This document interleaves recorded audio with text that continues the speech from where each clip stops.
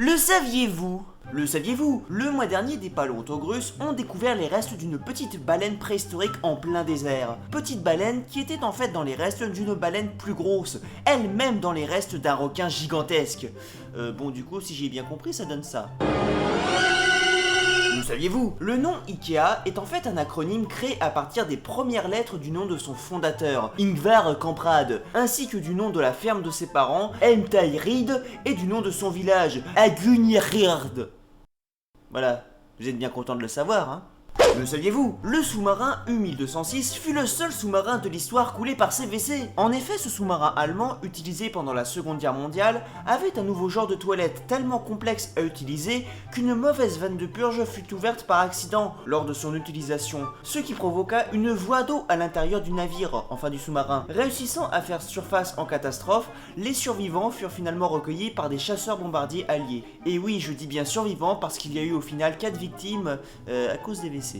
Le saviez-vous? On a retrouvé Napoléon en train de négocier pour la voiture d'un de ses officiers avec la police belge. Plus sérieusement, ce cliché insolite est en fait une intercalation qui a eu lieu le 19 juin à la reconstitution de la bataille de Waterloo pour son bicentenaire. Chose que je vous conseille d'ailleurs d'aller voir au passage, c'est assez unique dans le genre en France. Intercalation où Frank Samson, donc le monsieur à l'intérieur de Napoléon, a dû s'expliquer auprès des deux policiers pour une voiture mal garée d'un de ses officiers et enfin des participants à la reconstitution. Une situation plutôt cocasse qui a fait le tour des internets pour son cliché mélangeant les siècles avec humour. Le saviez-vous? L'île de Manhattan a été rachetée en 1624 par la Compagnie des Indes orientales pour la somme modique de 24 $. On doit cet achat au colonisateur hollandais Peter Minuit qui avait racheté l'île aux Indiens algonquins. Il y construisit par la suite la Nouvelle Amsterdam qui sera ensuite prise par les Anglais en 1664 puis renommée New York en l'honneur du duc d'York. Voilà, je viens de vous faire le résumé de l'histoire de New York en 15 secondes. Le saviez-vous? Dans la version française de Cendrillon, une controverse veut que les chaussures de Cendrillon ne seraient en réalité pas en verre, VE2RE,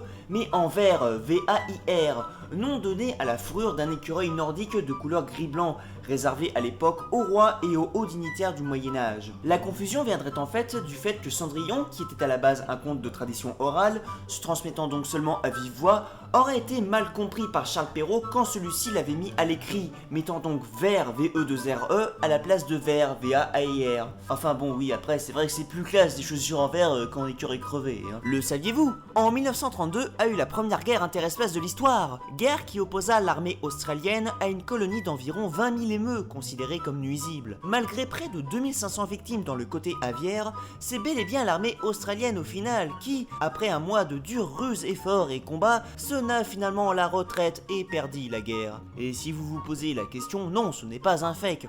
On doit en effet cette guerre à un certain Sir George Pearce, surnommé d'ailleurs The Man of the Hemiwar, homme qui avait en fait mobilisé des hommes et du matériel du régiment royal de l'artillerie australienne. Matériel et hommes qui pourtant ne suffirent pas à arrêter les bestioles, montrant par là le génie humain dans toute sa splendeur. Comme quoi...